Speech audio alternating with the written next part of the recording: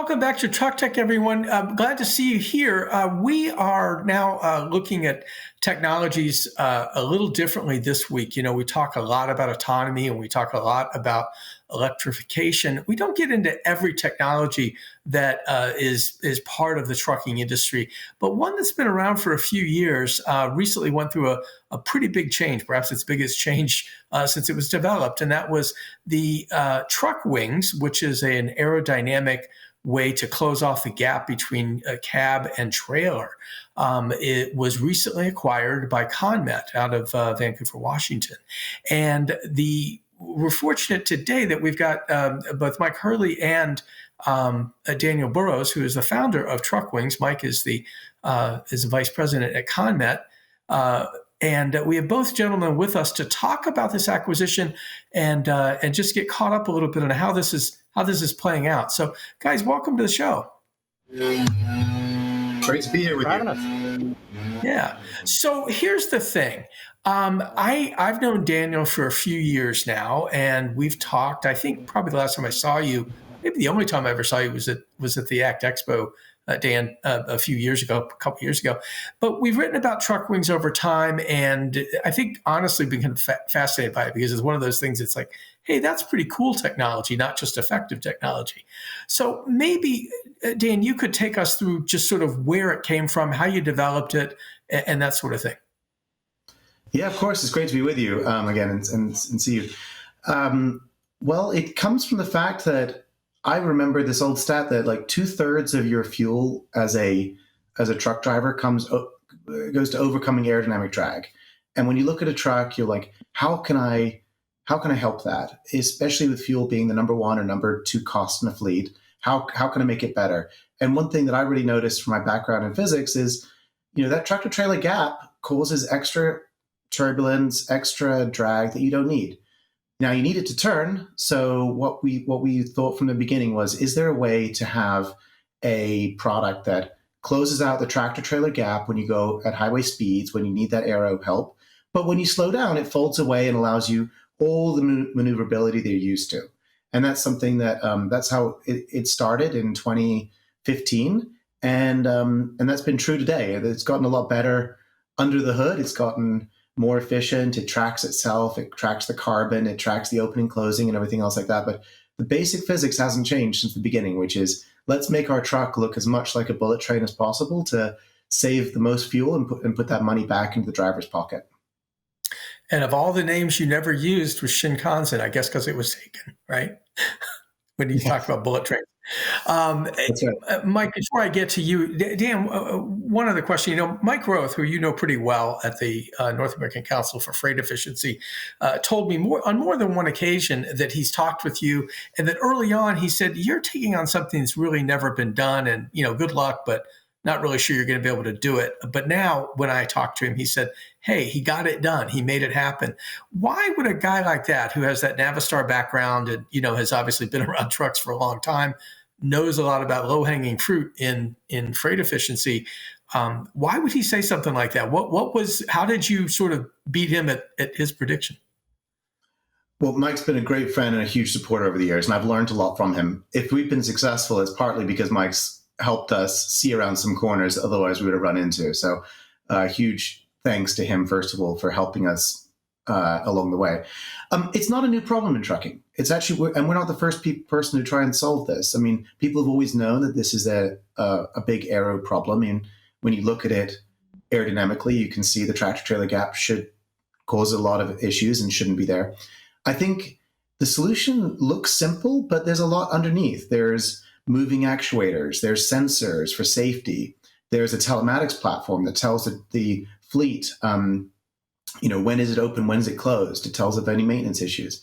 All these things are more complicated than perhaps they look at. And then you're looking at a product that you want to last for the length of the life of the truck. So, we test our stuff to 1.3 million miles.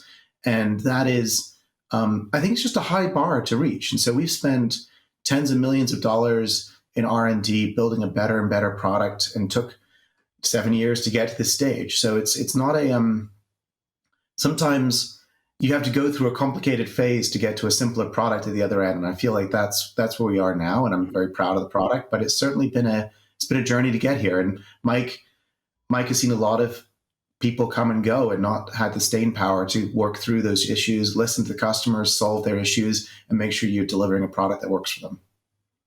Yeah, Mike. Let me ask you. You mentioned that ConMet. I need to have you kind of tell our audience a little bit about your business. But you said that most of your growth over the years has been organic, and the idea of an acquisition like this, which was announced, I don't know, a month ago or thereabouts, is pretty unusual. So maybe you could take us a little bit through ConMet, what you focus on, and then kind of what the appeal of Truck Wings was.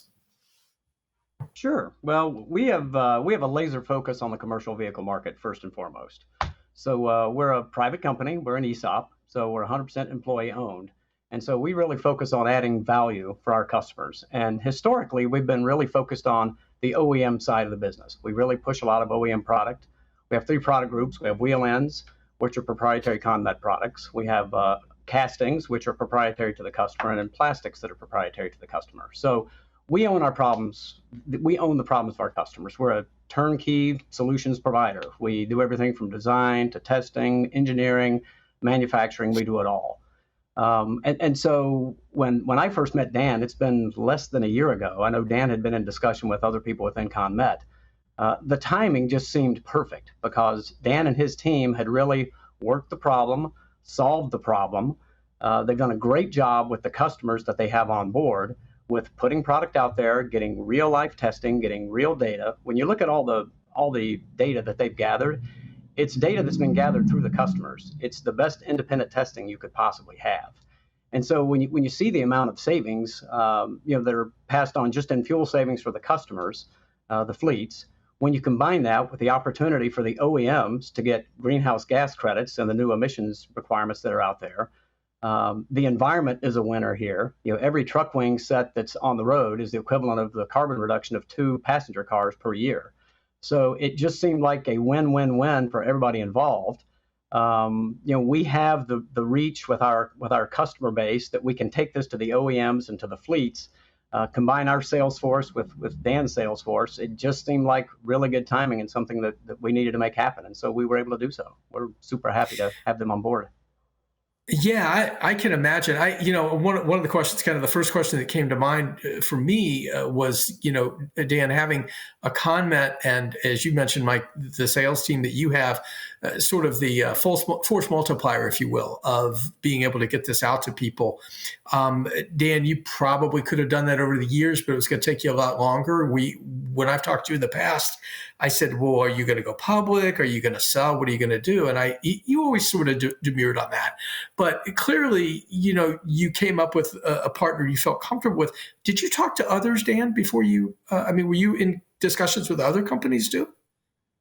Yeah, we talked with a few, but honestly, from the beginning, ConMet has such a great, deep, trusted focus in the commercial vehicle market that when you're bringing a new product to market like this, or we're not that new, but we're trying to go up the stream to first fit into OEMs over time.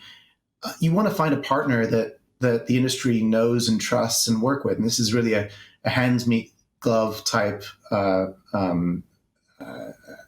partnership here, where we've got a great product, we're working in the aftermarket, but we want to go 10 times faster. And it's hard to see how to do that from a standing start without a partner with ConMet who has all those capabilities, has that trust, has those relationships with the fleets. And so I think our product, folding nicely into ConMet's portfolio is just a great win for both of us. And I'm super excited. I'm wearing my new ConMet outfit, and I'm raring to go. I see the half zip. Both of you have a little different one on it. I'm impressed. I've got the FreightWaves one on here, as you can tell. So we're all logoed properly today. Cool. Mike, let me ask you, in terms of your influence or your relationships that you have in the OEM community, do you see this as something? And I know that, Dan, you were working with Volvo for a while, at least to maybe do some pre-wiring, if I'm not mistaken. I may have that wrong. But Mike, what can you do to help this become kind of a factory installed activity, maybe instead of an aftermarket? Is that one of the things you hope to do? Sure, that's certainly the goal. I mean, that's something that doesn't happen overnight. The OEMs are all very aware of the product and they're aware of the acquisition. Dan and his team have done a great job of getting some very large fleets that have been interested in the product and are now sampling the product and buying the product, and it's been done on a retrofit basis. And so, obviously the goal will be to make it available to our OEM customers for installation at their facilities. There's some work that has to be done to the cab in white, the body in white there at the OEMs before they can install them themselves. And so, our initial goal is to continue to make this available, to the fleet customers the most efficient way we can. So, to date, Dan has been doing that, using mod centers, and in some cases dealership locations, and some fleets are installing them themselves. And so, our goal in this is to make this as easy as possible for the end user to get the product. And so, ultimately, we do see a day where this is going to be available as a factory option. It'll just take some time to get there. And in the meantime, then, what changes in terms of, you mentioned your sales team, of course, will have this in the portfolio of things that you can offer. What changes? And Dan, you've already seen some pretty good growth the last couple of years, in terms of volume. What kind of volume, if you can get into that, Mike, do you think you see here? I mean, just by the fact that it's part of your house now. Well, we don't have any public sales projections that I could share with you today, but based on what Dan has been selling, we would see those numbers multiplying fairly rapidly over the next 2 to 3 years. We would say, based on the numbers of vehicles he has equipped currently, I would say we would see that go up by a factor of 2 to 3 within the first couple of years, and then we'll just take off from there. So. Ultimately, when you look at full aerodynamic packages at the truck OEMs, about 50% of the vehicles have a full aerodynamic package.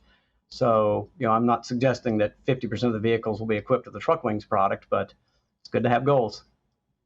Well, we've certainly seen, and I mean, I could go all the way back to, the current, they called it the new Cascadia in 2020, but now it's the current Cascadia. They did a lot with Aero and added, 5%. I'm not sure if I'm getting that number right. It's been a while, but maybe 5% fuel efficiency or something like that, which was huge. I mean, that's a big number. I think. And Aero isn't going away. You've got the diesel trucks today. Aero isn't going away. You've got the diesel trucks today, and one of your guests last week, Jim, was talking about the challenges of going to electric, and Aero is bigger as a challenge there. And so I think one of the things we say is let's help today and enable tomorrow in terms of whatever the future of fuel source is. That's the right one. Aero is agnostic. We improve today and improve tomorrow, and that's at the heart of how we think about the Truck Wings going to market and trying to help customers with both their sustainability goals today, where our carbon tracker can tell them exactly how much carbon they've saved on each route, but also their fuel costs today, but also position them to go to electric with greater range when they're ready. And we are on several of the electric truck programs and helping them with range extension. What I think it's 3% to 6%, isn't it, Dan? That you claim for fuel improvement. Yes, and so that's not because we don't know what it is. I mean, we give a range because there's a range of trucks out there, right? So if you give us I've got a Freightliner day cab with my fifth wheel in this location, we'll tell you, pretty exactly what you're going to get. We give a range because trucks have a range of different setups on the road. It's as simple as a bigger gap is more savings. So actually, we have some fleets that are doing better than 6% in savings because of how they're set up. But a typical operating truck fleet will see something in that range. And if anybody's interested in it, reach out to us, let us know exactly what you're running, and we can give you a pretty good estimate of exactly what you'd save. We will then also run a pilot where you can prove that on your trucks with your fuel data, right? So we want every fleet to be confident in what their fuel savings they can achieve is, and seeing that on their trucks with their drivers, their routes, their loads. Because one of the things about trucking that makes it fun to work in is everybody's a little bit different, right? And everybody's, has different setups, and we want to make sure that our product is delivering the value that we say. You were working on some other technologies when you changed the name from Extreme to Truck Labs, and I guess it really was my Truck Labs that you that you purchased, right? I mean, you acquired that company. What is the status of those things? And did they come over with truck wings, Mike? Is that everything that Dan had came with? Is that right? Yes, that's correct. The acquisition was indeed the truck labs company. So Dan and all of his employees are now part of ConMet. So yes, that included everything. Yeah. And Dan, what all were you working on, and do you expect to continue to develop new product? As you know, I mean, are you a wholly owned subsidiary, or how do you consider that at this point? I'm not sure who should answer that question. Yeah, so it was a stock purchase. So the ConMet does own all the assets of Truck Labs. We've got an exciting roadmap of innovation that we're working on. We've got a winner in Truck Labs, in Truck Wings, first of all, that we want to make sure that we combine forces with ConMet and make sure that we build it as fast as possible for our customers and for the industry. But after that, ConMet is a company full of innovation. You see that in their core product lines, and they're excited to work with my team on these other things as well. I think we'll lean into that data tracking platform that tracks your carbon. That's something our customers are asking us for, and there's products that we'd like to bring to market around that. But nothing to announce today, and we're going to focus on Truck Wings. But it's definitely part of the whole story, and that's been exciting to me personally and my team. And we'd love to continue to innovate and help customers solve problems, which is what it's all about, really. Sure. Mike, do you see anything that you're currently working on in the three divisions that you outlined that makes sense in terms of things that maybe Truck Labs is already kind of working on? Are there other good handshakes that work as part of this besides Truck Wings, or do you just see maybe looking down the road at what might work over time? I think our smart products, so we have a smart hub product where we are able to sensor our wheel end products to get temperature and vibration measurements, to do some predictive maintenance things, et cetera, for the wheel end product. So that's a neat segue in, just the data piece of it. In addition, one of our core products are aerodynamics with bumpers and fairings, and so we see some additional opportunities for aerodynamic gains in other areas of the tractor trailer vehicle that we won't go into today, but we see a lot of opportunities there. So it's not just the hardware side, it is also the data side of it, which was intriguing to us, which is the main reason we went after this acquisition. Yeah. And I guess I should know this, but I don't. Is this best product at Truck Wings best for a day cab or for a sleeper? I mean, day cabs have bigger gaps, obviously, and I have a question about something that we're seeing a little more of now in a moment. But is this ideal for a day cab, or is it better for kind of a sleeper on highway truck? Well, you actually outlined it there. It's you save less on a sleeper, the gap is smaller, but you drive more miles. So this is where it really comes out to, what are you doing with your trucks? How are you driving them? Are you sitting your day cabs with big gaps? Are you team driving sleepers over long distances? One of the things that we do with every customer is very quickly run a sort of simulated exercise on, if you did have Truck Wings, looking at your data from the past year, what would your savings be? And we've gotten so good at that over the last few years, we can give an answer to that with a very high degree of confidence. And that's what we want to do. We want to give the decision maker at the fleet ability to put an ROI analysis together, showing typically an 18-month payback cycle or less if you're running high mileage for the Truck Wings. And so, per mile, day cabs save more, but sleepers run more miles. So obviously, it just depends on that trade-off of how it's going. Now, there's an opportunity that seems to be out there. We're starting to see a couple of, I think they really did start as straight trucks coming from Europe. You've got the S-Way, which is the Nikola truck.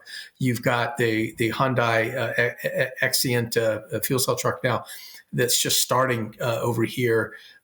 They have really big gaps. I mean, even bigger than sort of the day cab. If you attach a trailer to them, you've got a much bigger gap than you even do with a day cab.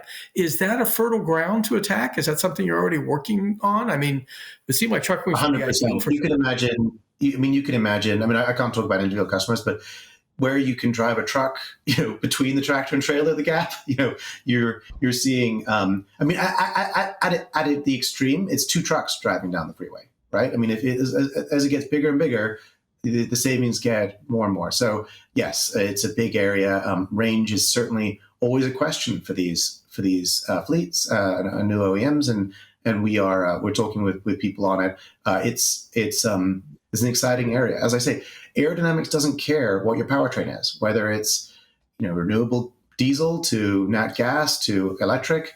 We're doing over 5 million miles a week right now on nat gas trucks. I mean, that's a huge amount of alternative fuels that we're running. One of the things that the other sort of low-hanging fruit, I don't know if you consider what you're doing low-hanging fruit or not, but one of the other ones that feels like it might be, and I'm sure you're familiar with it, and that is the mirror camera systems. I don't think it's something that ConMet offers, but it is the kind of thing that just smooths out the side of that truck, and takes care of the, anything along the side. You don't have the physical mirrors. It also is not I think Daimler is pre-wiring for it right now, but it is not something that's available in the OE world at this point. It's aftermarket. Are there other low-hanging fruit in the aero area that we're missing that we should be thinking about? We see the super trucks, and they obviously, the noses are more pointed and that kind of thing to, push that air around the truck. What are we missing? What else should we be looking at? Well, I mean, I think there's lots of areas, and if you look at and that's also, I would say, also if you look at a truck 10 years ago versus now, you can just see how much more aero it looks, right? There's a lot of science behind drag coefficients, and sometimes you can't visually, see the differences, but certainly, what we think about is, how do you make a truck look more like one of the super trucks or more like one of the bullet trains I said at the beginning of this of our call, and there's lots of areas there that you can do. Now the question then is, okay, if you're a super truck, often they've been built so they don't have reduced turning circles, they have very low ground clearance, they're hard to put into normal service, right? So then the challenge is how do you take that ideal shape and make it something that a driver can drive 1 million miles on without creating damage? Aero has traditionally had a challenging reputation of, being the stuff that's closest to the curb or closest to the, things that could damage it. So you want to build products that understand where the trucks are in terms of operating and how they're run. But there's a lot of low-hanging fruit, and so we're absolutely looking at it. Sure. Mike, let me wrap up with you. We've only got about a minute left here. As you mentioned earlier, inorganic purchase, something that is coming into the company now. What does this do overall for ConMet? Because it doesn't feel like this fits in any of the three areas you mentioned to me at the top of the show. What does this do? Has this become kind of a fourth division or a fourth unit? What is this? No, we'll fold it in as a core product. We look at core products as anything that is a commercial vehicle, product that goes with our customers. So when you look at our mission statement, it is to improve the lives of our employees and the success of our company or of our customers through innovative products. And this is an innovative product. So this doesn't, feel like anything to us that it isn't a core for us. It's certainly, unusual for us to make a purchase this way. To grow our company via an acquisition. It's not the first, and I'm sure it won't be the last, but it's certainly high profile right now. But no, we view this as something that fits right into our wheelhouse. It's something that is focused for commercial vehicles, which is where we have always been and where we'll always be. So no, I don't see anything other than rolling this into our primary core product, and we'll be selling it with the same people with the addition of Dan's team. So no, nothing unusual for us. Yeah, very good. Daniel, I'm going to give you the final word. This started with you. Let's end with you. Yeah, I mean, it personally, it's a continuation of a journey that's been, started in 2015. I was a student at Stanford. I used my student loan to hire the first engineers. We were in this garage and we were, putting stuff together. And then there was a very forward-leaning fleet out of Oklahoma that took our first products and gave us advice. And it's a moment to reflect on how far we've come. And now, now there's production facilities and big fleets, and I see them out on the freeway all the time. But I don't know. Sometimes all that's incremental. It happened slowly over time, and I think a moment like this where we change ownership structures, join ConMet, join a bigger organization with more resources. I'm just really excited about the next phase of growth of the product, and we've been very good at getting to 0 to 1, and I think ConMet will help us get from 1 to hundreds of thousands and beyond. So I'm just super excited, and it's I couldn't be more excited, and by joining the ConMet team and just going faster together. Well, I thank you both for being here. Thanks for being part of Truck Tech. Congratulations to both of you. I mean, Dan, it's a great move for you. ConMet, it seems like a great move for you too. So thanks for being here, and we wish you all the best. Thank you so much for having us. Thanks. Great to see you. See you in one of the shows soon. All right. Well, folks, we'll be back with another show next week. We hope that you will check out our newsletter on Friday. We'll be talking about electrolyzers, which has become a favorite subject that we return to from time to time. And of course, you can catch this show as well as all the other episodes on the FreightWaves YouTube channel by going to shows and then Truck Tech, and then you'll get a full playlist. So we hope you'll take advantage of that. Thanks for being here. Have a great week.